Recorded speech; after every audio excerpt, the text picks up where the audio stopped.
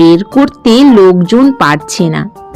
তখন মন্ত্রী বললেন, মহারাজ, এভাবে হবে না, সাপুড়ে ডাকুন।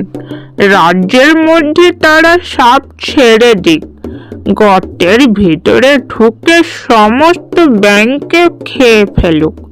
তখন বাছাধনরা বুঝবে পালাবার কেমন মজা। অমনি মহারাজ আদেশ দিলেন।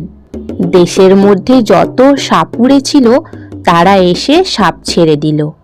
হায় হায়, সাপ ব্যাঙ খাবে কি, মানুষ খেয়ে উজাড় করলো। তখন মুশকিল দেখে মন্ত্রী সাপুড়েদের আদেশ দিল, তোমরা সাপ ধরে নিয়ে যাও। আবার কি, সাপুড়েরা আবার সাপ ধরে নিয়ে চলে গেল। এভাবে রাজা আর মন্ত্রী রাজ্যের ব্যাঙকুল ধ্বংস করলেন। একদিন রাজা আর